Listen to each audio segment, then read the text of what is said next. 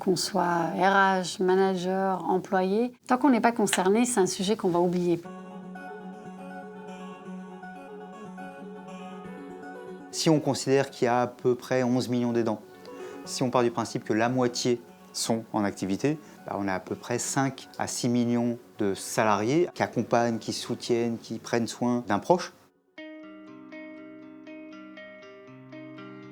Ça peut être évidemment un enfant touché par un handicap, ça peut être un parent touché par le grand âge, et puis ça peut être aussi de plus en plus des maladies chroniques, sclérose en plaques, cancer, que sais-je encore, et demain aussi tout ce qu'on appelle maintenant les Covid longs, parce qu'on ne sait pas trop. Donc là, on a encore une nouvelle maladie chronique d'une certaine manière. Donc il y a le handicap, il y a le grand âge, et il y a la maladie chronique. Et tout ça, ça peut toucher quelqu'un qui travaille et qui se retrouve donc à devoir jongler avec une vie professionnelle, avec sa vie personnelle.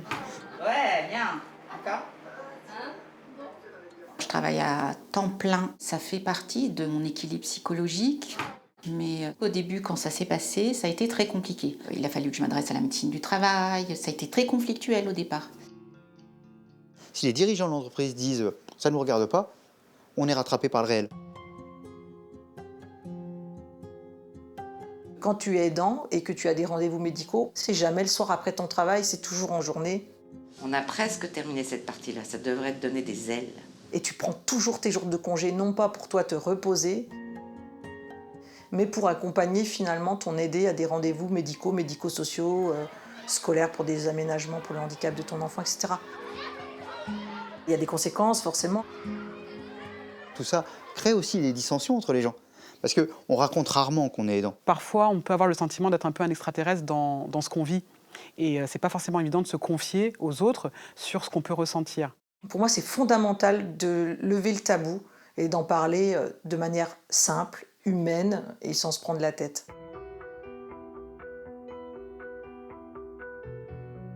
Plus on rend le sujet visible, plus après les salariés se sentiront à l'aise et rassurés de dire peut-être que je peux en parler à mon manager.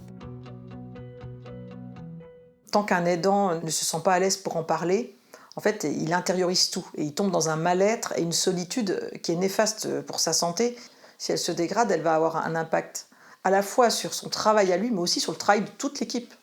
Et puis après, il y a le petit arrêt maladie, le petit coup de pompe, puis tu as celui qui est plus complexe, vraiment l'épuisement, où là, par contre, des fois, tu as vraiment du mal à remonter la pente. Et c'est exactement ce qui s'est passé. Même si j'ai un conjoint qui est très présent et qu'on a pris les choses à bras-le-corps tous les deux, il y a un moment où ça a été trop. Je ne me suis pas assez écoutée. Et finalement, c'est mon corps qui a parlé. C'est mon corps qui a parlé, qui a mimé des symptômes de la sclérose en plaques, alors que ce n'était pas ça. Mais du jour au lendemain, je me suis retrouvée à trembler. Il y avait un souci et il fallait que je m'arrête. C'est bien ni pour ton entreprise, ni pour toi, ni pour ton aidé. Donc finalement, c'est bien pour personne. Mon employeur est au courant de ma vie, de mon organisation. Il m'a accordé beaucoup de souplesse. J'arrive plus tard le matin, je pars plus tôt les après-midi quand j'ai Natacha, et la semaine d'après, c'est l'inverse. Comme il nous en a parlé tout de suite et que son profil nous intéressait et autres, du coup, on s'est adapté en fonction de lui. Donc aujourd'hui, il a des horaires adaptés, mais ça n'a jamais été un problème pour nous, non. Tout le monde a intérêt à jouer la transparence dès le début. C'est ce qui s'est passé et c'est ce qui fait que, d'une, ça ne nous a pas bloqués, mais deux, on est rentré dans une vraie relation de confiance avec lui. Des fois, c'est des petites choses qu'on peut mettre en place, mais qui vont vraiment être très, très bénéfiques, à la fois pour l'aidant, mais pour le reste, finalement, de ses collègues, de l'équipe, pour que ça soit gagnant-gagnant pour tout le monde.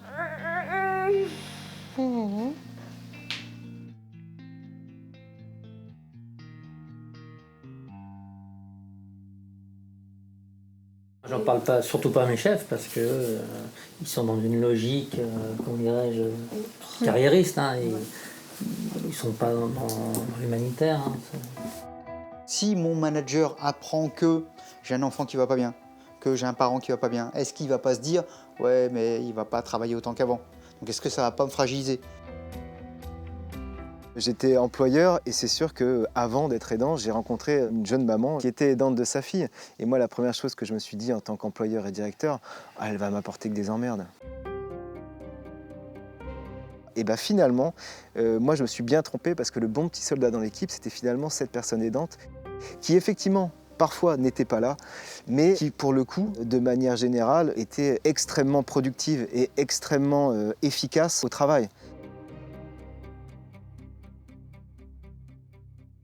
Ces personnes aidantes ont une dimension sociale, une forme d'honnêteté profonde, si j'ose dire. Ce ne pas des tirs au flanc, entre guillemets. Ils vont au-delà de ce qu'on leur demande. Ils sont comme ça. C'est des personnalités.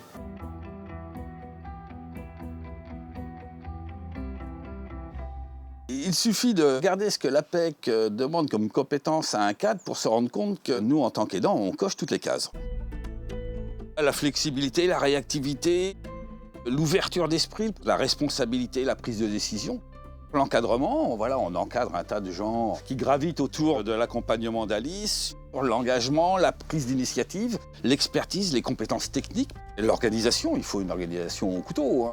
On n'a pas une journée d'arrêt, c'est tous les jours. On coche toutes les cases. Hop, on marche un petit peu. Allez, on avance. Oui. Oui, c'est du sport. Ouais. À toujours repousser les limites en suivant mon enfant handicapé, et ça m'a construite aussi. Ce qui fait qu'au travail, je baisse jamais les bras. Je lâche jamais l'affaire en fait. Je suis directeur d'un groupe d'agences dans un établissement bancaire et j'ai sous la responsabilité 50 personnes réparties sur 11 agences différentes. Émilie nous a parlé très rapidement de Mathia et des contraintes que ça allait pouvoir lui poser, ou pas d'ailleurs. Avec la maladie de Mathia, je me suis dit tu vas faire ton travail mais tu pourras rien faire de plus parce qu'on va pas te confier une nouvelle responsabilité. On va pas me faire confiance par rapport à tout ça. Il était prévu qu'Émilie évolue sur un poste avec un côté spécialiste plus élevé que le poste qu'elle avait. Et assez rapidement avec mon supérieur, on a décidé que c'était à elle de décider, quoi. Allez, pousse. Je suis tombée sur un directeur et un directeur de groupe qui ont totalement compris que oui, je suis une maman d'enfants handicapés, mais j'ai la volonté aussi et le besoin de venir travailler. J'avais perçu dans sa personnalité quelqu'un d'attachant, d'impliqué, qui travaillait beaucoup aussi pour les autres. Donc nous, on lui a fait totalement confiance. Et donc on s'est organisé et j'ai pu accéder à un poste de manager parce que j'avais envie de goûter au management. On ne va pas s'empêcher de faire évoluer les collaborateurs parce qu'il y a des particularités. Voilà, moi j'ai besoin d'eux aussi. Il m'a dit ne t'interdis rien. Et là, dans un mois, je prends un nouveau poste et je vais encore avoir une super expérience professionnelle.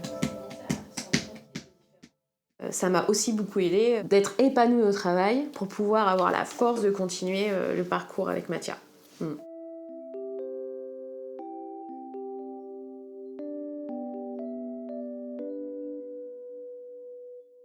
Ça dépend du degré de maturité des entreprises, bien sûr. Certaines sont déjà très avancées, on le voit sur le sujet des salariés aidants. Mais on voit aussi que l'entreprise, elle peut avoir besoin d'être accompagnée ou d'être rassurée sur la façon d'aborder le sujet. Simplement, peut-être, un partage avec une entreprise qui a agi là-dessus. Je me rapproche de mon centre patronal, alors ça dépend du centre des jeunes dirigeants d'entreprise, du MEDEF, de la chambre de commerce, que sais-je. Il y a aussi les groupes de protection sociale, par exemple, qui proposent un certain nombre d'outils, d'accès à des sensibilisations, les associations qui sont investies sur le sujet des salariés aidants. Il a 2 séances d'orthophonie d'une demi-heure, 2 fois par semaine. Pourquoi pas proposer en fait des espaces de parole et d'échange au sein des entreprises pour permettre aux salariés aidants de pouvoir échanger sur leur situation. On a envie de s'imbiber de son expérience. Donc les entreprises peuvent nous contacter et nous on les accompagne dans la mise en place d'un café des aidants en entreprise en interne de leur organisation. Un café, ça coûte quand même pas bien cher. Et puis ça peut apporter beaucoup. C'est quelques minutes que tu as avec quelqu'un d'autre. C'est peut-être la soupape là qui va faire que tu vas pas craquer, quoi. Ce qui est peut-être intéressant aussi pour les entreprises, c'est de regarder dans leur tissu local, puisque localement, il y a aussi des associations de familles qui ont une expertise sur la question de l'aidance. Et puis, sensibiliser les personnes qui pourraient être en capacité de repérer. Le médecin du travail, l'infirmier du travail, les assistantes sociales et les managers. Sans être intrusif, en respectant la liberté de chacun. Mais finalement, il me semble qu'il y a aussi tout simplement la question de l'information et de la sensibilisation des salariés eux-mêmes, et pas seulement les aidants, mais vraiment les salariés au sens large sur ce sujet-là. Déjà parce que les aidants ne se reconnaissent pas tous aidants. Ce terme de aidant, je l'ai en tête depuis très peu de temps finalement. Comment repérer avec les gens qui n'osent pas le dire, mais qui aimeraient bien être accompagnés? Peut-être même qu'ils ne savent même pas comment, qu'ils n'ont même pas idée qu'on puisse les accompagner. Quelqu'un qui vient de tomber dans les danses, il y a forcément des changements qu'on peut déceler. Tu vas sentir un stress chez lui, ou il va être un peu moins organisé que d'habitude. Quand on voit qu'une personne fait moins attention à son apparence, ou qui s'isole aussi, déjeune moins avec les collègues, prend moins le temps de ces petits moments informels. Ou devoir partir plus tôt, plus vite, un peu à l'arrache. C'est peut-être pas lié à l'aide aux aidants, mais en tout cas, c'est des premiers indicateurs. Et en tant que manager, il faut être vigilant aussi à ce niveau-là. Ouais. Puis il y a aussi quand même, si on pense qu'une entreprise, c'est aussi un collectif avec des différences, avec des dissensus, mais qu'il y a quand même quelque chose de commun. Comment on fait quelque chose de commun si on commence par dire aux gens qui sont fragiles, on s'en fiche? C'est difficile après de dire il faut qu'on fasse équipe, il faut qu'on soit un groupe soudé.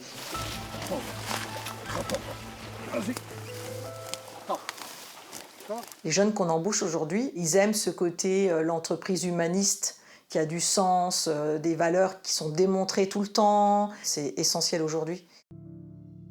Personnellement, moi je me lève le matin avec le même enthousiasme tous les jours, même si j'ai la fatigue des fois de mon fils qui m'a peu laissé dormir. Ou voilà, mais j'ai envie d'aller travailler et j'aime mon travail. Donc oui, moi je suis fière de travailler et d'être aidante. Pour moi, être aidant aujourd'hui, ça devrait demain pouvoir être mis dans un CV. J'ai été ou je suis aidante et être connue comme une qualité, je trouve. Voilà, demain, je rêve de ça, que ce soit une qualité sur un CV pour être embauchée dans une entreprise.